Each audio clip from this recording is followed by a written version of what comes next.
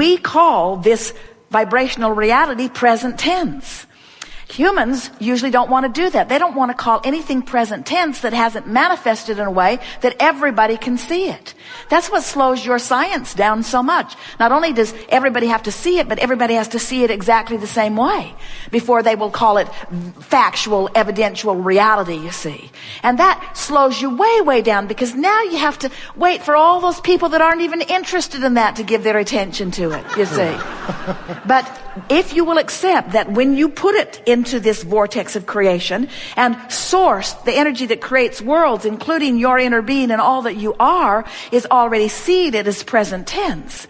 If you can train yourself into the seeing it as present tense by being willing to feel it and not need to see it and hear it and smell it and taste it and touch it. Feeling it's enough. Like the woman who has arthritis in her hips, she says, Abraham, how can I have positive thoughts when I'm in so much pain? And we said, you can be in pain and feel fear, or you can be in pain and feel hope. And the vibrational difference between fear and hope is the difference between recovery or not. So this is sort of the same thing that we're talking about. Even though it hasn't manifested, if you can feel it, if you can know it, if you can feel it and know it vibrationally and emotionally, it has to manifest for you. It has to, and it will. We just want it not to matter whether it manifests or not, because feeling it is what you're reaching for anyway. And that's when you begin to blur the lines. In other words, in your hope or belief in a peaceful world, you no longer have to deal with war, because you have found what war caused you to ask for. And as you focus there and find it and find the relief of it and practice the relief of it, law of attraction can only deliver you to the peaceful world that you have conjured, you see. But someone who is still warring is going to find a war-filled world, and they're going to call you delusional. And you're going to have to be able to let them call you delusional without it jerking you out of the vortex. You're going to have to just know they just don't understand. They don't know. They don't see the big picture. They're still dealing in realities and in evidence and in facts. And I'm dealing in vibrational frequencies and who I really am. I've blurred the line. This is the thing that we really, really, really, really want you to hear. You cannot train yourself into the vortex from anywhere outside the vortex. In other words, if we were to give you processes all day to try to help you to get into the vortex, it would be less effective than if life just takes you in. Jerry and Esther were driving across from Texas the last couple of days. Coming across New Mexico, there is this most beautiful place. It is called the Texas Canyon. It's in New Mexico. And it's not a canyon. But just the same, it is the most beautiful, beautiful, beautiful, beautiful place. And as they drove and saw and breathed and felt, they could not remain outside the vortex. The condition of their moment took them in as they beheld the beauty and the well-being of their planet. Right in the vortex. Now, we don't want you running around looking for things that drag you in. There are plenty of them. But when you find yourself in there, milk it. Practice the vibration of it. Talk about how it feels. Remind yourself this is who you are. Remind yourself that this is the way you're supposed to feel. Remind yourself of the beauty of your planet. Remind yourself of the stability of your planet. Pick up a deck of well-being cards or beautiful pictures of something. In other words, that's the time to stay in the vortex. Practice the inside the vortex vibration. That will serve you far better than anything from outside the vortex you try to do to get in. And there are so many things that life shows you in every day that take you into the vortex. So when you find yourself in there, or when you even think you're in there and aren't sure, milk it. Milk it every time. When you release resistance, you release the only thing that is holding you apart from what you want. The difference is, so many humans aren't willing to release resistance until the help comes. They say, I want to be over there. And we say, what's over there? And they say, I don't know, I'm over here. We say, well, what would it be like over there? I don't know, I'm over here. Well, try to think about what it's like over there. I can't. I'm so unhappy about what's over here. We say, well, if you could just think about what's over there, you could shift the way you feel. And then vibrationally speaking, you'll be over there, and then everything else will follow. Now, bring it to me while I'm over here, and then I'll go over there.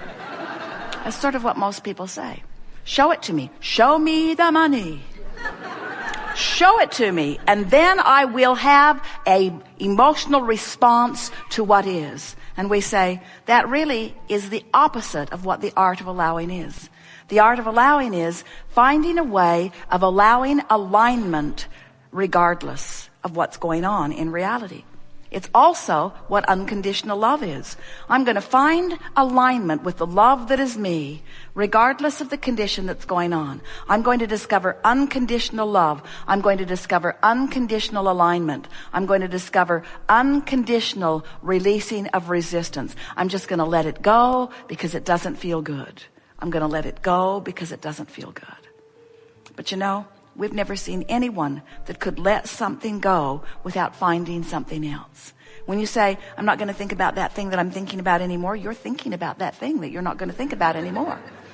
And then you say to your friend, help me not think about this. About what? About that. I don't want to think about that anymore. Why don't you want to think about that? Because it doesn't feel good when I think about it. Well, what's wrong with thinking about it? Well, it just doesn't feel good. And when I think about that, it keeps me from what I want. Well, then you shouldn't think about that. I know I'm trying not to think about that, but I'm thinking about that. I wish I didn't think about that. If that thing wasn't so big. You know, that thing's been there for so long. Have I told you how long that's been there? That's been dogging me for as long as I can remember. And the more you talk about what you're not going to think about, the bigger it gets, and the more you use it as your excuse not to go into the vortex. Where if instead of not thinking about that thing you're not going to think about, which just causes you to think about that thing that you're not going to think about, you would try to think about something else. So then you say, okay, then I'll think about that. But that, way over there, is too far vibrationally apart. In other words, you've trained yourself over here. This is what's easy to think about because this is what's active in your vibration. So we want you to be nice to yourselves when you say, I'm thinking about this, but I'm not thinking about it as much. And I can't think about that because I've trained myself to think about this. What you want to do is think about this a little closer to what you really want. Think about this. In other words, move incrementally. Just reach for the best feeling thought that you can find from where you are until you train yourself into the vicinity of your vortex. Don't you know people who are so optimistic that when you try to give them bad news, it just bounces off of them? Children are that way. A little girl in a restaurant, Jerry and Esther were sitting next to them, and the little girl was so taken by Esther. She could hear Esther's voice. So she was standing up in her booth, looking over her booth into the booth where Jerry and Esther were, and all she wanted to do was to see Esther. And Esther began winking at her and doing silly things with her silverware. She was eating with her spoon upside down and putting her napkin over her head. In other words, Esther was not helping the cause at all. Esther was attracting this little girl. And then Esther heard her father scolding her. And her father said, turn around and sit down now. And the little girl said, no.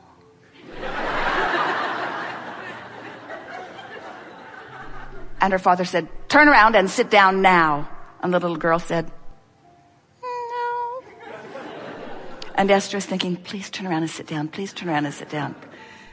But her father grabbed her by the ankles and dragged her across the booth, and then it was no longer a pretty sight over there. Esther felt a little bad about having temporarily dragged her into the vortex when her father clearly likes her better outside of the vortex, behaving herself.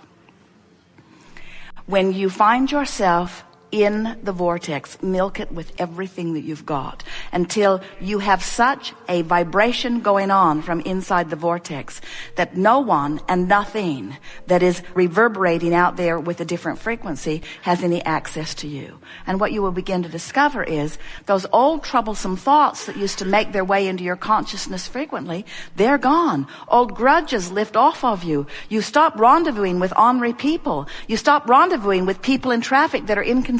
In other words, when you train yourself into a vibration of well-being, when you become solution-directed rather than problem-directed, when you train yourself inside the vortex, everything in your world will shift because you are the point of attraction. So, this vortex of creation, do you accept its reality?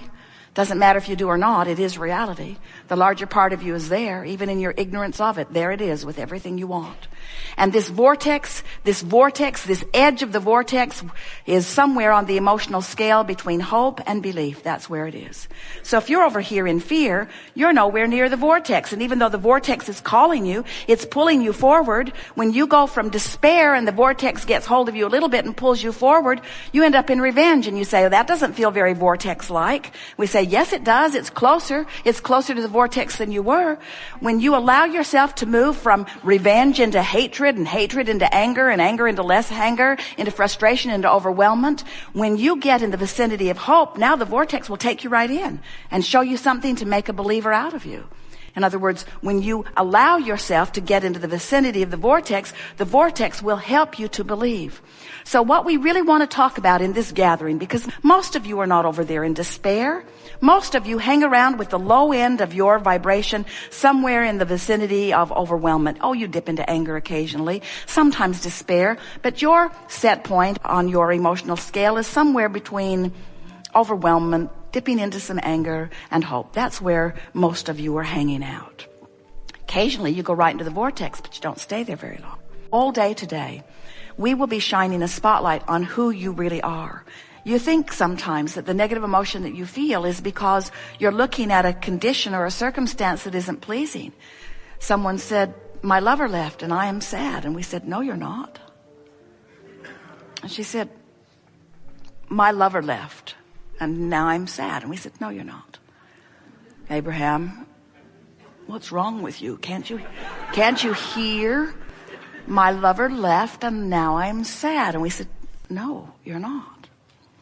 She said, all right, I wasn't sad.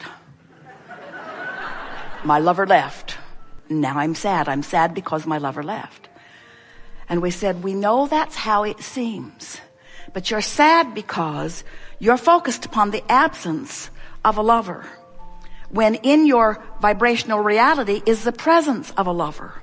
And what you want is the presence of a lover. And when you focus upon the absence of a lover, you tear yourself apart. And that's why you feel this negative emotion.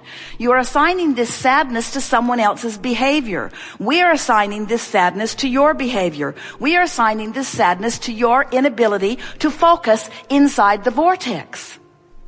That's hard to hear. Esther doesn't even want to hear that.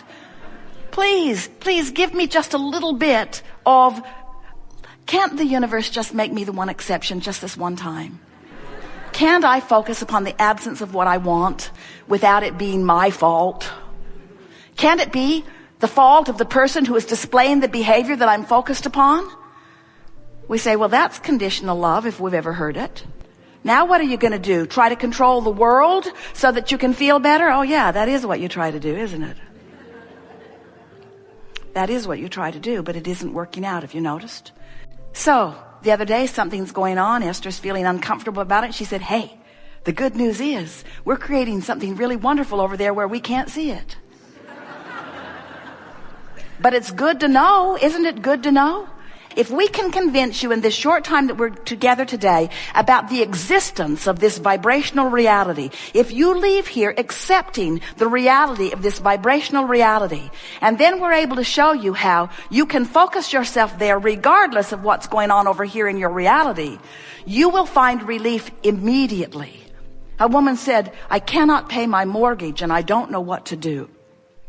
And we wanted to bring her into the vortex. We wanted her to think hopeful thoughts. She was really stubborn. She didn't want to really do that. She wanted to face reality. But once we were able to convince her that she can't, in this moment, while we're having a conversation with her, she can't produce out of thin air the money to pay her mortgage. It had gone far out of whack. She was not going to manifest those dollars that day, in that moment, in that hour that we spent in conversation. She was not going to manifest those dollars. So she could not change reality. And if her emotion depended upon her reality changing, then she was in for a long, hard winter. But if we could convince her that her emotions don't have to be dependent upon what manifests in this moment, when we were able to convince her that she could go into the vortex where relief is now, she can find relief now. She can't find the money this red hot minute, but she can find relief now.